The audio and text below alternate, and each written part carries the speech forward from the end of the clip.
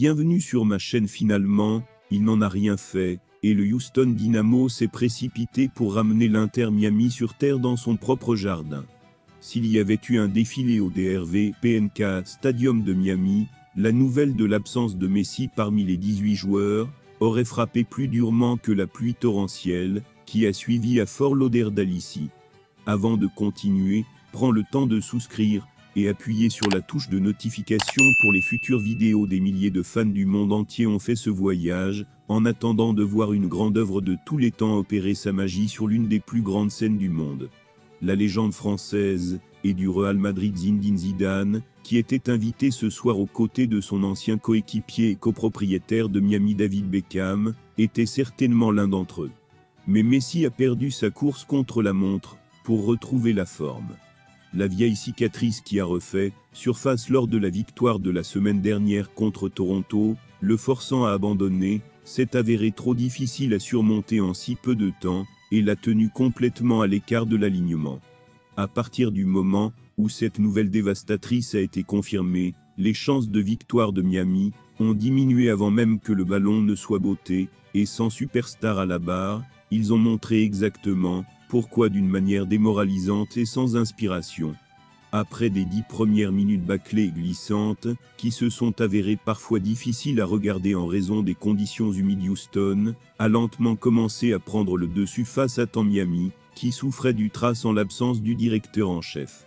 Alors que les autres continuaient à donner le ballon à moindre coût, Nelson Kinnon a finalement fourni la première ouverture décente de Houston de la soirée, récupérant une passe du N-039. André Bassi retire le ballon, avec la gâchette avant d'être repoussé par un bel arrêt de Kamal Miller.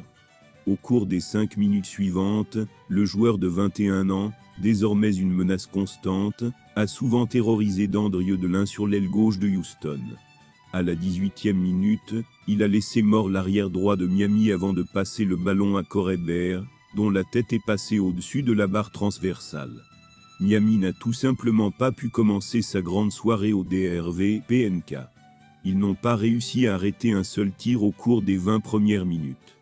Puis, peu de temps après que Calendé les ait arrêtés avec un incroyable double arrêt, Houston a finalement obtenu ce qu'il méritait, lorsque Griffin Dorsey a marqué le premier, mais de la finale.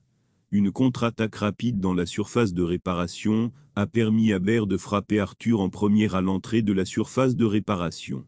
Le milieu de terrain brésilien a passé le ballon à Dorsey dans un grand espace, et malgré l'angle étroit, son tir puissant a dépassé le premier poteau de Calendé, et est entré dans le filet pour son deuxième, mais de la saison.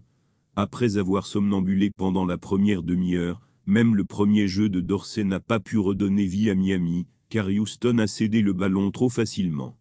Les visiteurs avaient déjà trouvé leur rythme, avec des comme joueurs Kinnon, Bassi et le remarquable Adalberto Carrasquilla, qui se sont accompagnés en douceur tout au long du match. Miami avait déjà une montagne à gravir à 1-0, sans que la force surhumaine de Messi ne parvienne au sauver du banc. Cependant, cette montagne est devenue encore plus impressionnante, lorsque Yedlin a fait tomber Kinnon dans la surface de réparation après seulement 30 minutes. L'ancien défenseur de Premier League a été rattrapé dans la surface de réparation par un joueur dangereux de Houston, et lorsqu'il a reçu un coup de poing, il a lancé un défi désespéré, que l'arbitre n'a pas hésité à appeler des lieux. Merci d'avoir regardé cette vidéo, et je vous prie de laisser vos commentaires.